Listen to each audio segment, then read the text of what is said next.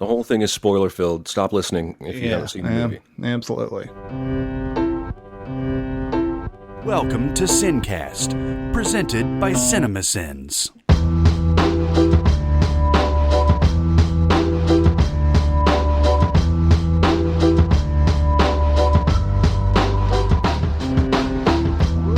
This is the mini pod on Captain America Civil War, which came out over the weekend. It made 180 million or so in the US alone, 700 million abouts in the worldwide. So obviously this Marvel machine isn't really totally slowing down at all, and it probably won't for a while, but I figured we should give some thoughts on this movie, since it is such a big cultural thing. And who wants to take it away? Jeremy, you want to start on your thoughts on this movie? Okay, I will. The main thought I have about this movie is no one died? No one died at all? Yeah. A movie where 8 superheroes are fighting 8 other superheroes, and it's called Civil War? No one died? Right. And the guy who got injured got magic legs 5 minutes later? Yep. Yeah, he did. What has changed by the end of this movie? Nothing has changed by the end of this movie, and I think that's one of the main problems I have with it, is that this is titled Captain America Civil War. Things are going to change, like anything that would happen between, if you were to fight your friends, this is something that's going to be a major turning point in your relationship. And by the end of it, Captain America is telling Tony, you know what, man? If you have anything like the Infinity Wars that's coming up that I could actually help you out with, I'm totally down with that. We're cool, right? Yeah, exactly. I have pages of notes here, and I'm just going to admit and give in up front that I just think maybe these movies aren't for me. The MCU may not be for me.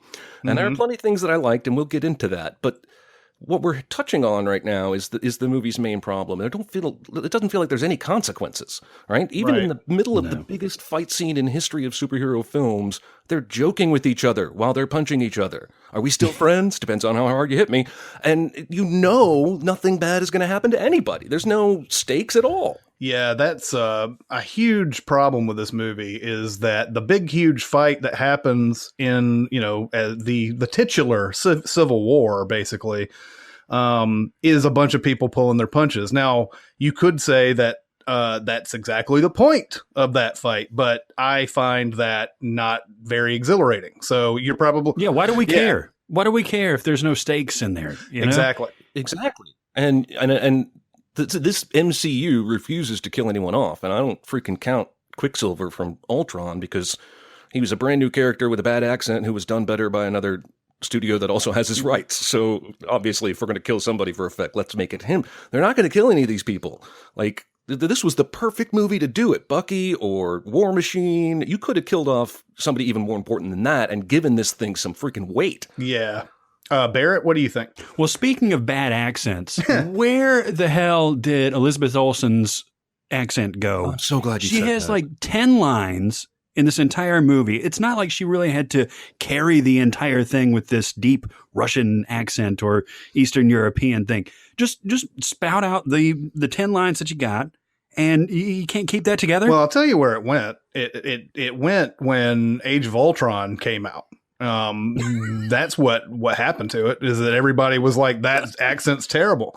And so she still had it at the beginning, though. Oh, well, there you go. Well, maybe she shot it before there was backlash, and then after the backlash, she's like, well, better ease up on that. I mean, it's exhausting. I noticed this. Okay, the thing that caught me about this movie, because we can get into the bigger themes and everything, was just the little things. Like, can you get used to seeing Vision in a V-neck sweater? I wrote down, this is an actual note, watching Vision in sweaters cooking for Scarlet Witch may be fun for hardcore comic nerds, but it's really not necessary in a 2.5 hour movie. I mean, there are a lot of things about this movie that I liked, and I didn't go into this with the whole Batman versus Superman mentality of like, I'm going to hate this. I want to see if I can find any natural glow to this. It was basically like, hey, I'm probably going to be entertained. I don't really have any expectations. And it was like, Well, there it is. A lot of punching. here's my number one problem with the movie. Now, overall, I liked this way better than Batman v Superman. Let's get that out of the way. And I gave that a solid C, so this is like a B. My main problem with it, and I'm never going to be, no one's ever going to make a movie for me when it comes to action scenes. I'm pretty sure anymore. But the action scenes in this movie, again, I am never going to let this go. I'm sorry. Every time I see this, this is going to be a problem for me, and it may not be a problem for everybody else, and they're totally fine with that. But it is cut to death. I understand that you're trying to combine stunt work with the actual actors, with trying to make it look exciting and quick and all this other type of stuff. But when you see something like the Raid 2, which is so simple, doing what it does, you can do that in a Marvel movie. And there is even a scene in this movie where Captain America he yells at Bucky and he goes, "Bucky, you're going to hurt somebody." And it takes 5 cuts for that one line of dialogue to be said. I may be exaggerating it, but I just remember it's like, "Bucky, cut. You're going to hurt somebody, cut." It was just like, what is going on in this movie? Well, in addition to being cut to hell, the main first action sequence with, I guess his name is Crossbones, and that is shaky cam as fuck. Yeah. Like, I almost got dizzy from that. And I'm like, this is the movie that is like at 90% on Rotten Tomatoes. I haven't heard anybody bitch about shaky cam, but that's all anybody can bring up about like Batman Begins fight scenes, right? Yeah, and Bourne. Let's be all honest, those Bourne movies. Yeah, well, yeah, and I love the Bourne movies, but I don't enjoy the shaky cam action moments. So yeah, I mean, I'm never going to be forgiving of that, and I'm sorry everybody else in the world thinks that it's okay and everything, but it's not. I mean, just once have a scene where the camera just stays on the guy and you see fighting happening for longer than like 1 second. Yeah. It doesn't take that much. I mean, sure, you can try to keep doing some cuts here and there and like make it whatever you want to do there, but man, just have a plan and a vision when you do these fight scenes. And I don't think they do. I don't think they care one bit that it looks like that. No, because I even read an article today about how they wanted that airport fight sequence to feel like a big glamour shot splash page in the middle of a comic, right? And that's what they did. And they did what they were going for perfectly. It's not what I want to see. Apparently it's what most people want to see, and I'm going to have to learn to accept that, I guess. I don't know. I'm fine with accepting that other people might want to see it that way. I just wish that once they would make it my way and see if the same people that liked the cut to death scenes like that better. But you liked the Avengers climactic scene, right? In the original Avengers? Yeah, but that's a tough question for me on as well, because I didn't really enjoy the Avengers until it got to that. Yeah, the first hour is boring. Yeah, the first hour is not very good, and then it gets to, I don't even know how much people were enjoying it up until that point, and then Hulk, slams Loki all over the place, and everybody's suddenly like, "This is the greatest movie ever." But I mean that one, I don't remember there being a million cuts in it. I do. I mean, I know that all the subsequent movies that have come out have been just cut to death. But I just don't. I don't remember Avengers because I haven't seen it, and I haven't seen it since it came out. Basically, and I don't think it's as cut in the finale as it's certainly not as bad as the finale of Ultron is. No, hell no. Yeah. It's noticeable when they go above and beyond as far as the editing is concerned. And I don't remember the first Avengers doing that. I even remember like Hawkeye shooting arrows, and it didn't even seem like he cut away from him for very long. And there's that one long 360 shot that they, show all the Avengers, and, Black Widow cocks a gun shooting at aliens. But I don't remember it being that bad. And I remember actually being enjoyable. to some extent. Yeah, So I mean, I still would put Avengers near the top of, I guess, my favorite MCU films. I probably enjoyed that and Guardians of the Galaxy, but Iron Man's still at the top of the list for me in terms of just the whole package. But we're getting off track because I don't want to talk about Iron Man. I want to talk about this fucking movie. I have specific questions I need to add answers to, and maybe you guys can help me. Is Bucky blocking all those shots with his arm because his arm is magnetically pulling the bullets to his arm, or are they just all shooting at his goddamn arm? I have no I idea. understand Falcon has bulletproof. By the way, everybody's just got bulletproof everything now. But Yeah. I understand he's got bulletproof wing arrangements and can hide behind them. But Bucky's arm is a lot smaller than that. And there were like 3 or 4 times in this movie where people are shooting at him with machine guns in open ground and he's Point blank. Yeah. I don't understand how that happens. Yeah. And so, yeah, and I have no answers for you on that. I'm the same way. Let's get sort of into this plot a little bit. Okay, so the main bad guy in this is Zemo, who is apparently a big Captain America villain. Now I've never read the comics, but I have read that he is completely different from what Zemo is in the comics and everything. His plan in this movie is to get Tony and Cap to fight. But I don't know how he originally starts to formulate this plan. I know that his family dies in the big Sokovian thing that happens in the Avengers Age of Ultron and all other stuff. So he's like, I want revenge. And like in a year, he's like already got Hydra stuff and all this other thing. Like I don't know how he gets all this like information in a year. I know that. Here's another thing. In Winter Soldier, I know that Black Widow like download or like uploads all this Hydra and Shield stuff on the computer and everything.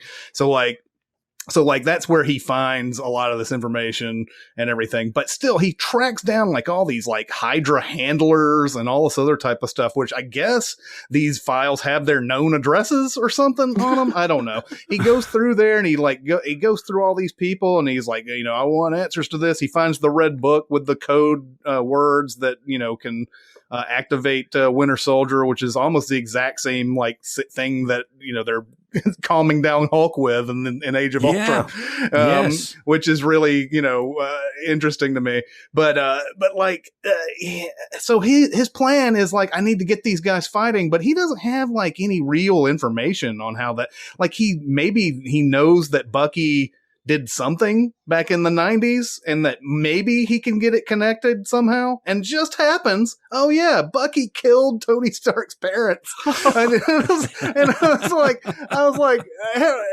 what an interesting find.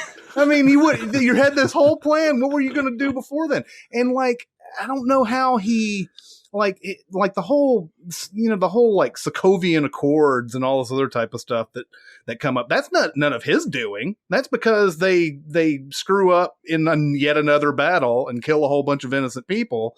So he just kind of like, sort of leeches on to that whole Accords thing that Cap and Iron Man are already pissed off at each other about.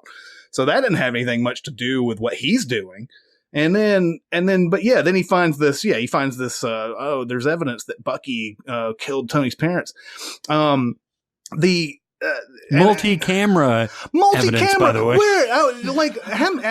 How many people spotted the accidental camera that was in the forest? 27 different angles of Yeah. Exactly. How many, I mean, seriously, was there a camera on his motorcycle?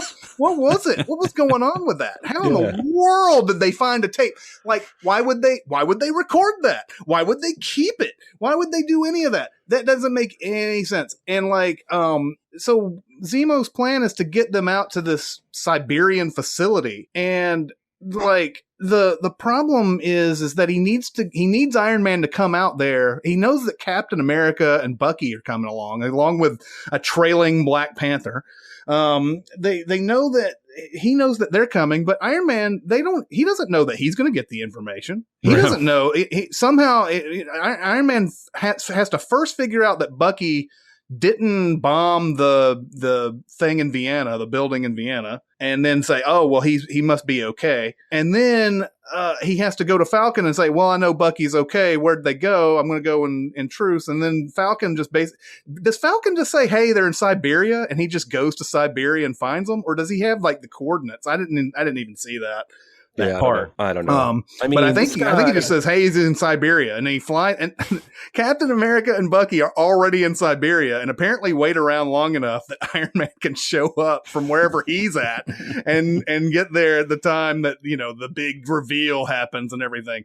And this is my main problem with this whole thing, though, because they got the video of his parents dying. Tony knows goddamn well that Bucky did not do that on purpose. He knows goddamn well. There is a complete character misstep for him to react the way he does. Oh, and this motherfucker knows who Spider-Man is, but he can't get that little synapse in his brain to fire about, oh, Bucky didn't have any control over his actions. I'm going to kill his parents.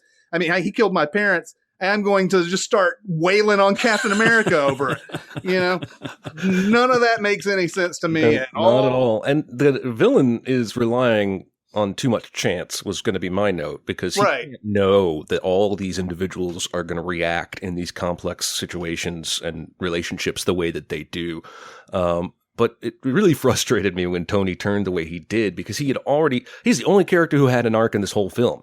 And he just undoes it like that. And he's, 50? I mean, a 12-year-old might do what he did in that situation.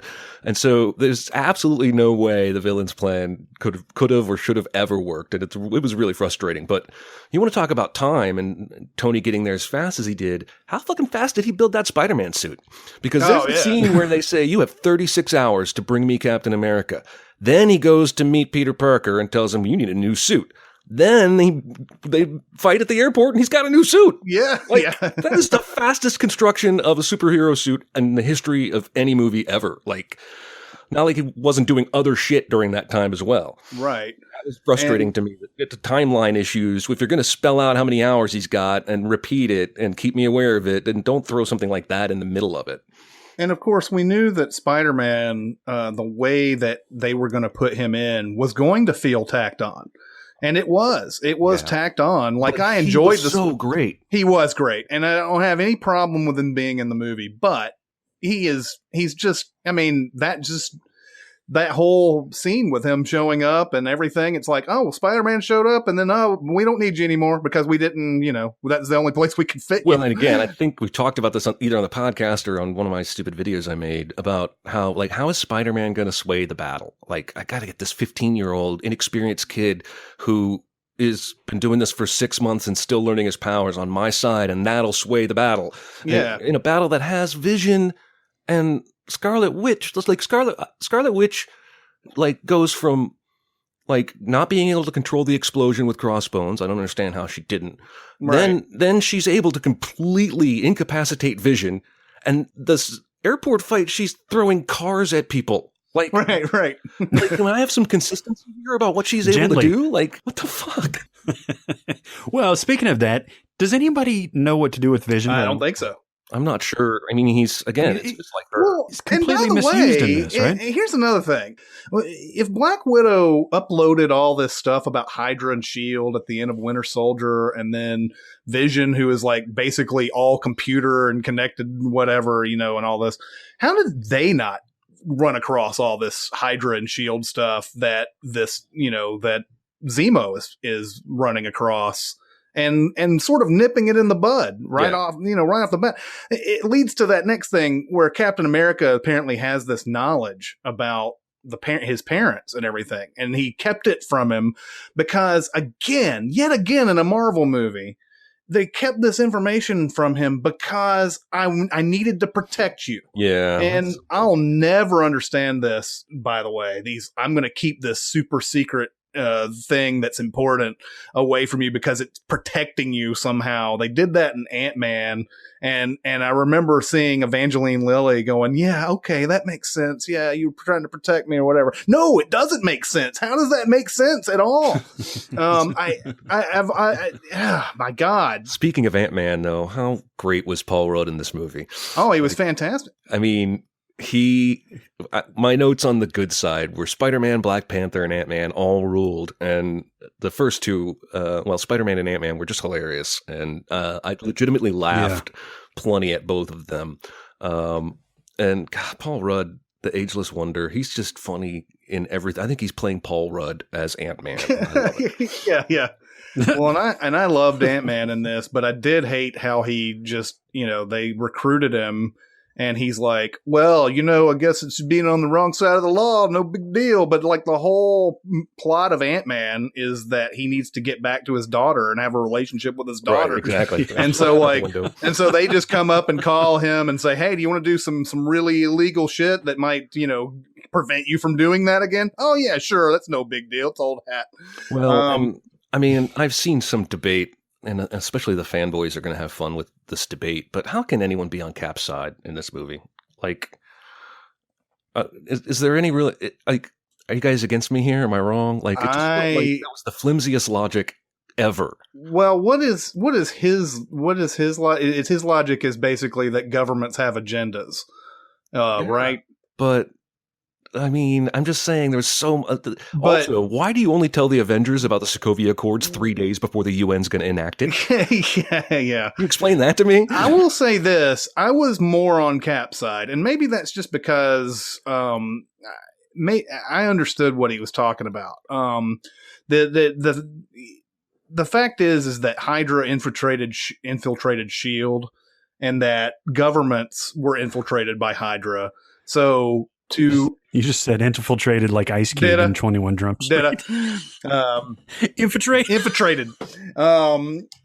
So no, but that was his main thing, was that if Hydra could get into S.H.I.E.L.D., then they're in the government too, and that anything that they pass would be, could be Hydra, pro Hydra, and that type of thing. That's why I think he is on the side that he's on, is that you can't really trust the government. They definitely could have. I didn't really get that sense at all. My sense was that he just didn't want to be told what to do.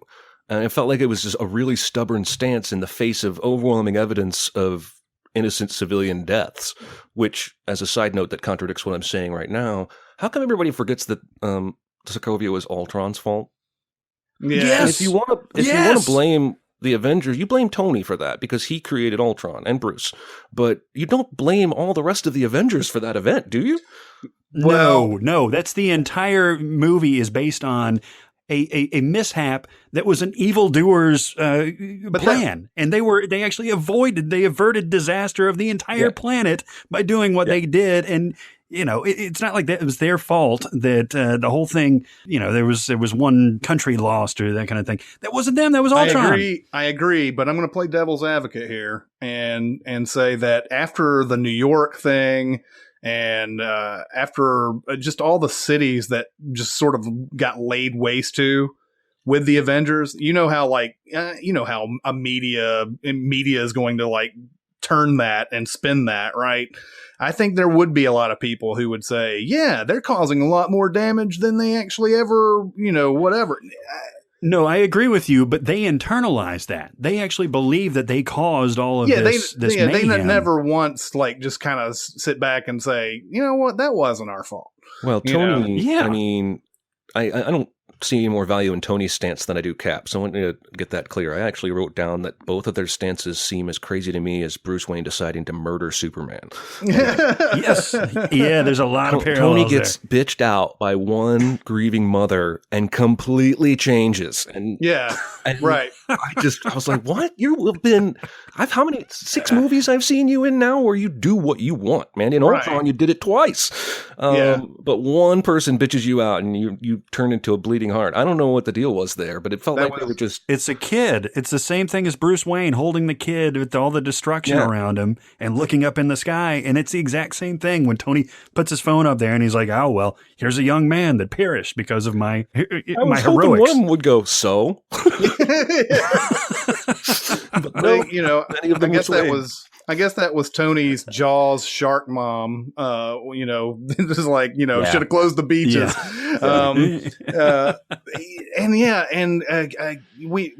We have two movies here, Batman v Superman and Civil War, which have almost the exact same plot. It's the fact that all the destruction being caused by superheroes is being sent up to Senate hearings and all this other type of stuff. And when they try to come to the solution, there's a bombing that implicates somebody that didn't do it. And then they start fighting for stupid reasons and all that. Like, there's a lot of parallels here. Like those two movies, I would have been interesting to see if they actually had the same release date. Like they were going to do a couple of years ago where nobody was flinching. Well, that's a perfect segue here because I try not to really defend myself or argue much on Twitter or especially the YouTube comments, but I made a video like 3 years ago about Captain America 3 and Batman v Superman. Mm-hmm. And it was, at the time they were scheduled to come out on the same day. And the video basically argues if this goes through, Batman v Superman is going to beat the hell out of Cap 3 at the box office. Mm-hmm. It was strictly about box office, not film quality. Mm-hmm. I made a specific point about, now if Spider-Man were somehow going to be in this, that would change everything. Right. Before Captain America 3 became Civil War, and we're going to shove a dozen other Marvel heroes you love into it. But I'm taking flack for being, quote unquote, really wrong in that video. And it's very frustrating to me because I made a prediction about a thing that never actually happened. So I can't, right? And I still think if they'd opened on the same exact day and they hadn't put Spider-Man in Cap 3, I still think I'm right. I still think Batman is more popular than any Marvel hero. It would have been interesting. Yeah, that's a good point. It would have been really interesting to see. I mean, obviously, both would have cannibalized each other. Yeah, exactly. And it would have been somewhat disastrous to both of them. But I mean, it's just the want to see the world burn side of me wanted to see that, those two movies go against. Well, I mean, knowing what I know now about both movies, I wouldn't have said the same thing. And just even making it Civil War would have probably changed my opinion a little bit. But anyway, I'm really excited for the future of Spider-Man after this movie. That's the big takeaway for me. I don't know if you guys feel that way. And it's strange to say because we've had 5 Spider-Man movies in the last 14 years. But he was so good. I think he's the best we've ever seen. Yeah, he's really good. And just a huge bright spot in this movie. Yeah. And an unknown too. That's another big thing that helps, I think. Somebody who not really many people know that well, and he's so youthful and what is it? He's just very charismatic. Normal fights, there's not this much talking. I thought that was really funny. Yeah, he's like your shield completely disobeys the laws of physics, right? I mean, there's a lot of fun stuff in this, but that was the main thing that just kept bothering me were action scenes and the weird plot and everything. I will say also that. This Daniel Bruhl guy is great too. Oh yeah, he is. Yeah, he was in Glorious Bastards, and he was in Rush, the Niki Lauda character in Rush. He's just great. I'm looking forward to seeing him in more movies too. Yeah, and honestly, I could not understand what he said in that last scene when whoever it is visits him in. I think it's Cap visits him in the prison. I didn't know what he said, but I got the impression he's going to be back. Well, am I wrong? Oh yeah.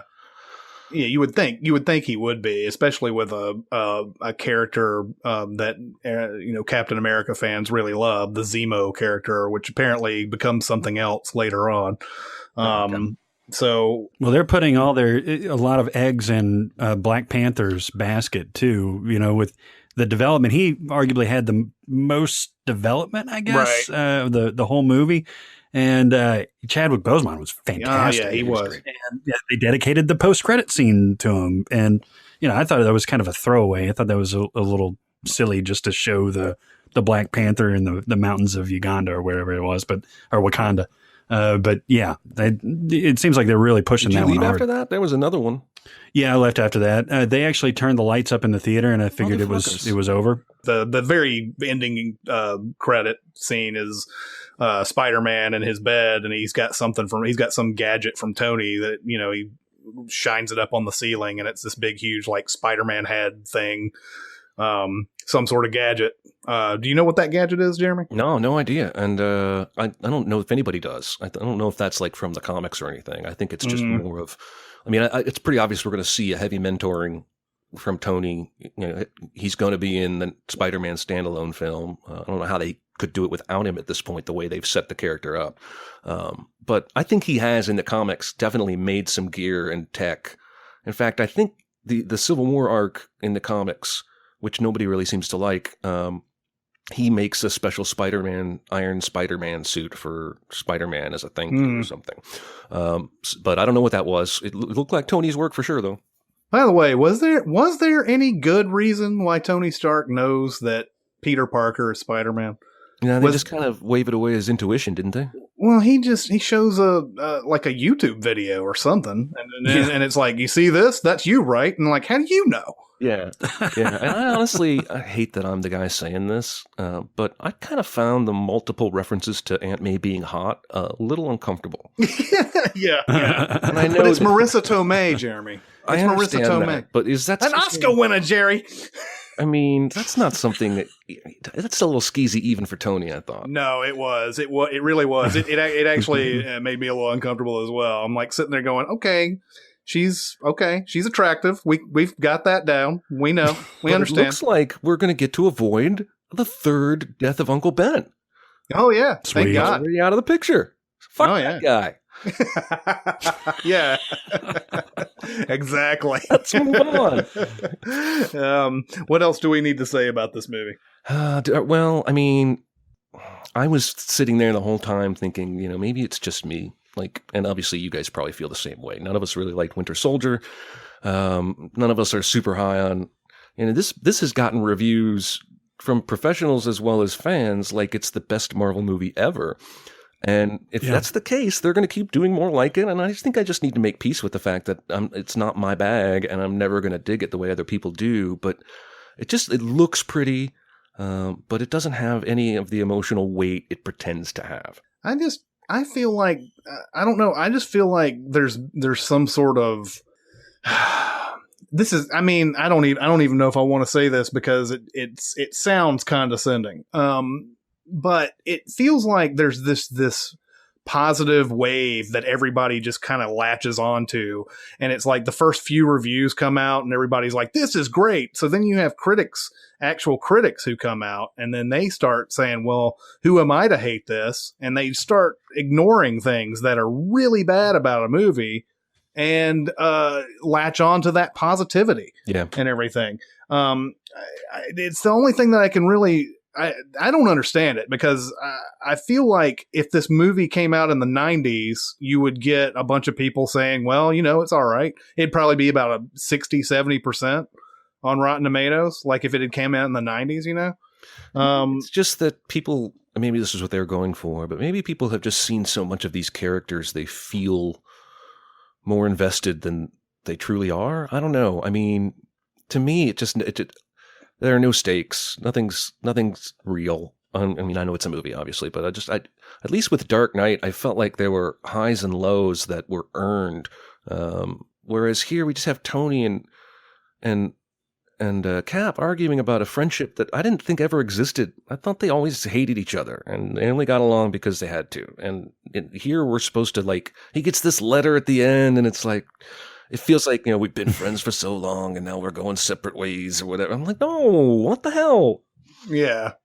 Yeah, and just the whole why, and this goes back to what you were talking about, like with Captain America's sort of side in this and everything. It just seems like they're just kind of like, well, I'm going to pick this side and you're going to pick that one and let's go.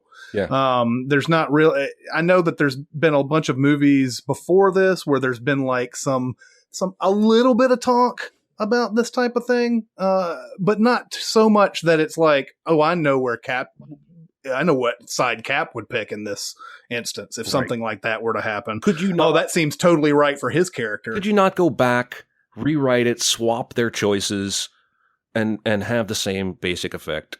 Right? It feels like it. Yeah, that's the thing. It feels like you could switch their choices and it wouldn't be any difference. Yeah. Well, it doesn't sound like we liked it very much, guys. I don't know if this is going to be a very popular podcast. It probably won't be, but what I mean, what are we going to do? We're going to, like I said, I do believe that there are sometimes critics who just come out and say, well, I don't want to be unpopular, so here's a great review of this movie. It's as good as being swayed by the home crowd. It happens. Yeah, and I feel like that's happening here, and I felt like it happened with Jungle Book, quite honestly, another movie that really feels like it got way too much lavish praise. I just don't. I mean, like you said, maybe these movies have just passed us by, and we're just gonna have to deal with it, and whatever. Like the things that we're coming up with that we feel are negatives are not negatives to others. Yeah, well, that's the beauty of film, right? Like I kind of love when a movie like this comes along, just because it makes me re-examine what I like about movies and what I dislike. So. Yeah, anyway, I don't really have anything else to say about this movie except no one died, for real. Right. No one died. Right. And do we have to have 400 cuts in an action scene? For real? For real, do we have to do that? Barrett, do you have anything else to add? I feel like I just watched a bunch of people punch their feelings. Well, yeah. Did you guys see the trailer on yours for Kubo and the Two String? No. Do what? Okay, it's this animated movie, and like it starts out with this not real looking talking monkey saying mystical things, and I was like, what the hell is this? Because it came right after that stupid Secret Life of Pets trailer that I saw, which looks dumb as fuck. And by the time the trailer was over, I was like, that looks awesome. Like, I really want to see it. You should check it out. Okay. It looks like it's got some magical guitar playing, generational inherited, I don't know, southern Mexico or Central America, ancient. I don't know. I'm really not doing a good job of selling it. The trailer would do it much better. I will have to take a look at this trailer. So I think overall, like, I don't think we hated this movie. No. I don't think anybody hates it. I don't think anybody loves it. It's just like, to me, I feel like I know what this could be. This could be made for me, and it would still be made for the other people. Yeah. That's my number one qualm. Yeah. If they could have just made it for me too, everybody else would have gotten their Iron Man, their Captain America, their Spider-Man, their Black Panther. They would have gotten all that stuff, and then still everybody would have been happy with it. And that's why I think ultimately that's why I'm upset mostly about this movie. Well, and it's easy when you do come out underwhelmed. It's easier to say more things negative than positive.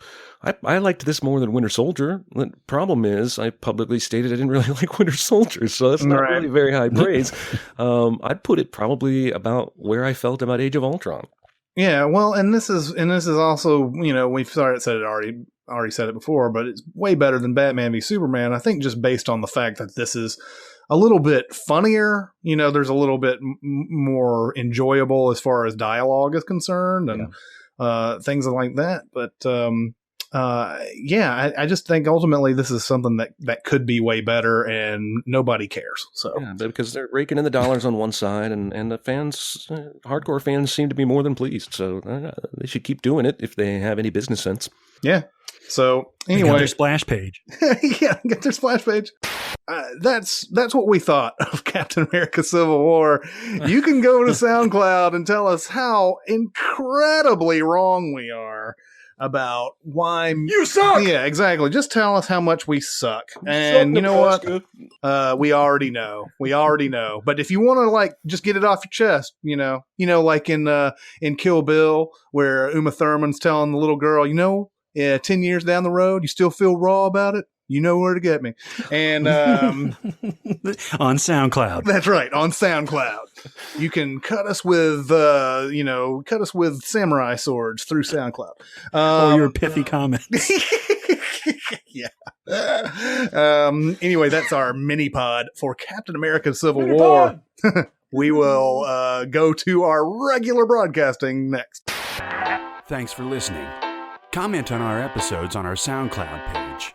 Check us out on YouTube, Twitter, Facebook, and Reddit. And be sure to visit cinemasins.com.